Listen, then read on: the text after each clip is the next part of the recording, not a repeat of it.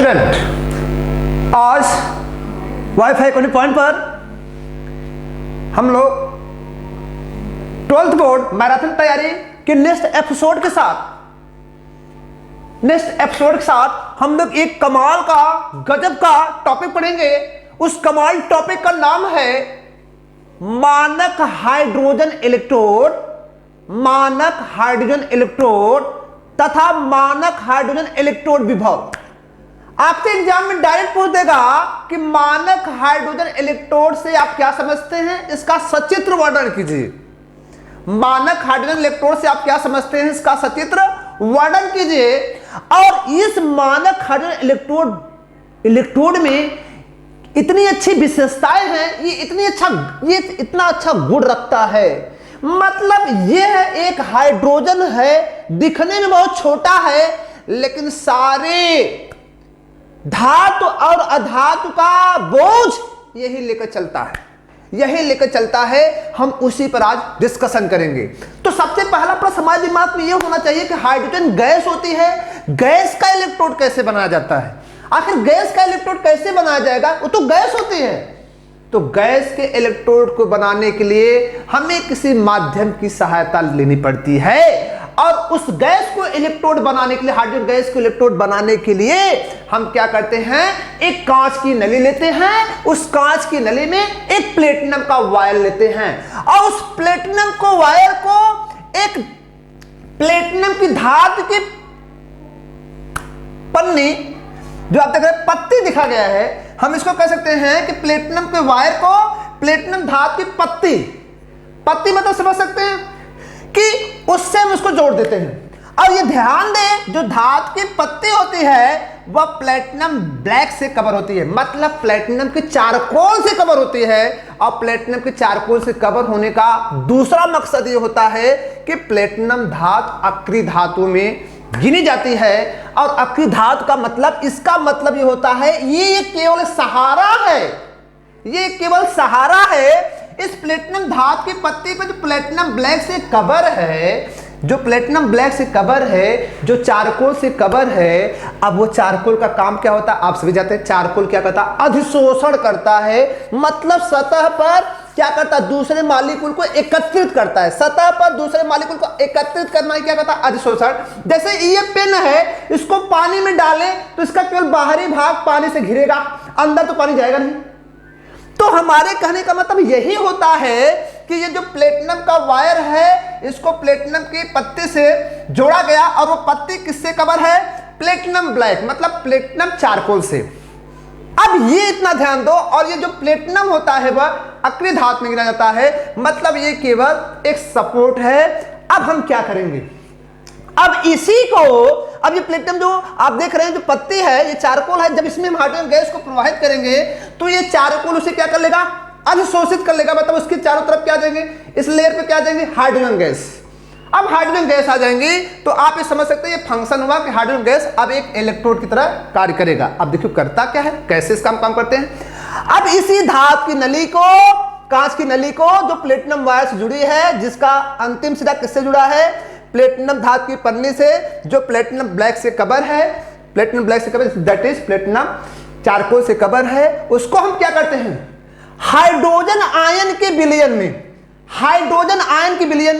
मतलब हाइड्रोजन ये एसिड होगा, आयन मतलब एसिड होता है। कितने मोलर के विलयन में, 1 मोलर के विलयन में। कितने मोलर के, हाइड्रोजन आयन के 1 मोलर के विलयन में कितने ताप पर, 25 डिग्री सेंटीग्रेड ताप पर। क्योंकि मानक लिखा गया, आप मानक समझ सकते हैं। और हम क्या पढ़े हैं,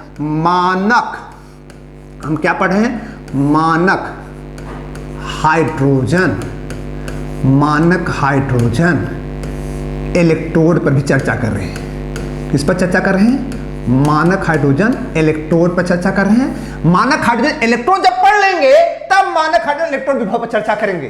तो मानक हाइड्रोजन इलेक्ट्रोड क्या, पहले तो हमने अभी हाइड्रोजन के इलेक्ट्रोड को बनाना सीखा कि क्या है, कांच की नली में प्लेटिनम के वायर को, जिसका अंतिम सिरा क्या होता है, प्लेटिनम धातु की पन्नी से, जो कि प्लेटिनम ब्लैक से कवर होती है, उसको हम क्या करते हैं, उसी मतलब हाइड्रोजन आयन के 1 मोलर विलयन में 25 डिग्री सेंटीग्रेड ताप पर अगर हम उसको डुबोकर एक वायुमंडलीय हाइड्रोजन गैस में क्या करें, नली में प्रवाहित करें, कितना वायुमंडली, एक वायुमंडली दाब, हाइड्रोजन गैस का एक वायुमंडलीय दाब 25 डिग्री सेंटीग्रेड ताप पर कितने में, 1 मोलर H+ आयन की बिलियन में अगर प्रवाहित किया जाता है, तो यही जो तार है, ये जो ब्लैक है, ये किसका काम करता है, मानक हाइड्रोजन इलेक्ट्रोड।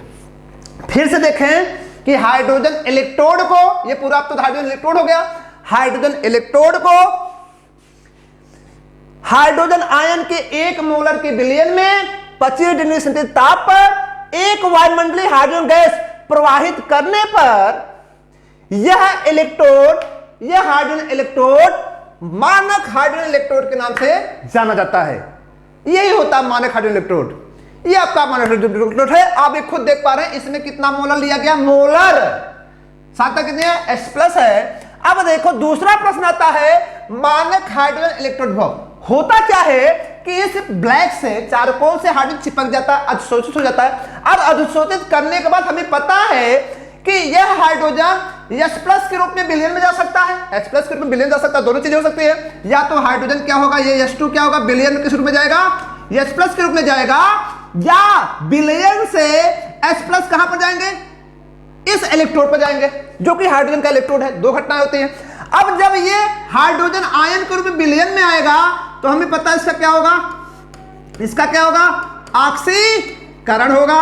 आप पहले वाले प्रीवियस लेक्चर में देखें। और जब ये जाएगा H+ के रूप में, तो इसका क्या होगा, अपचयन होगा। तो हम लोग देखते हैं, और जब ऑक्सीकरण होता है तो जो विभव बनता है हमें पता है। अब इस इलेक्ट्रोड और इस विलयन के मध्य एक विभव बनेगा ऑक्सीकरण और अपचयन के दौरान, और उसी विभव को हम क्या देते हैं, मानक हाइड्रोजन इलेक्ट्रोड विभव। मतलब कि इस इलेक्ट्रोड से हाइड्रोजन के आयन विलयन में जाएंगे, या विलयन से हाइड्रोजन कहां पर आएंगे, इलेक्ट्रोड पर आएंगे। उसी दौरान इलेक्ट्रोड और हाइड्रोजन आयन वाले विलयन के मध्य एक विभव बनता है, जिस विभव को क्या कहते हैं, मानक हाइड्रोजन इलेक्ट्रोड विभव। और सबसे बड़ा खासियत की बात यह, सबसे इंपॉर्टेंट पॉइंट यही है कि यह हाइड्रोजन एक ऐसा इलेक्ट्रोड होता है जिसमें ऑक्सीकरण और अपचयन दोनों प्रोबेबिलिटी होती है, मतलब दोनों क्षमता होती है। वो ऑक्सीकरण भी कर सकता है और अपचयन भी कर सकता है। मतलब इस इलेक्ट्रोड से आयन H+ आयन विलयन में आ सकते हैं, या H+ आयन विलयन से कहां जा सकते हैं, इलेक्ट्रोड पर। तो वही हम देखते हैं। अगर मान लो कि यदि क्या हुआ कि ये हाइड्रोजन है, और ये क्या हुआ हाइड्रोजन, हम इसको गैस के रूप में लिख रहे हैं। अगर ये क्या किया, H+ में आया, एक इलेक्ट्रॉन लॉस किया, मतलब ये बिलियन में आया। ये किस में आया, बिलियन में आया, किस रूप में, H+ के रूप में आया। तो इसका क्या हुआ, ऑक्सीकरण हुआ। और हम देख रहे हैं ये ऑक्सीकरण मानक दशा में हो रहा है। इस मानक दशा में होने के कारण, ये मानक दशा में होने के कारण यहाँ पे जो विभव बनेगा उसे हम बोलेंगे मानक। क्या बोलेंगे, मानक। क्या, ऑक्सीकरण। क्या, ऑक्सीकरण, मानक ऑक्सीकरण विभव। मानक ऑक्सीकरण विभव बढ़ेंगे, और जिसको हम लोग किससे दिखाते हैं, SO2, और जिसकी वैल्यू होगी 0.0 इलेक्ट्रॉन वोल्ट, 0.0 इलेक्ट्रॉन वोल्ट। और दूसरा प्रश्न होता है, ये हाइड्रोजन में ये एबिलिटी होती है कि उसका H+ यहां से कहां पे जा सकता है, इलेक्ट्रोड पे जा सकता है। तब इसका क्या हो जाएगा, अपचयन। देखें खुद, ये H+ क्या करता है, एक इलेक्ट्रॉन जब गेन करता है तो किसमें चला जाता है, हाफ H2 में जाता है। और इस दशा में जो विभव बनता है इलेक्ट्रोड और विलयन के मध्य, जब H+ आयन कहां जाता है, इलेक्ट्रोड पे जाता है, तो इस दशा में जो विभव बनता है उस विभव को हम क्या बोलते हैं, मानक। क्या बोलते हैं, मानक अपचयन। क्या, मानक अपचयन विभव कहते हैं। और जिसकी वैल्यू क्या, जिसे हम क्या बोलते हैं, SRP कहते हैं। और जिसकी वैल्यू क्या होती है, इसकी भी वैल्यू कितनी होती है, 0.0 इलेक्ट्रॉन वोल्ट। तो मैं आपसे कहना यह चाहता हूं कि हाइड्रोजन एक ऐसा इलेक्ट्रोड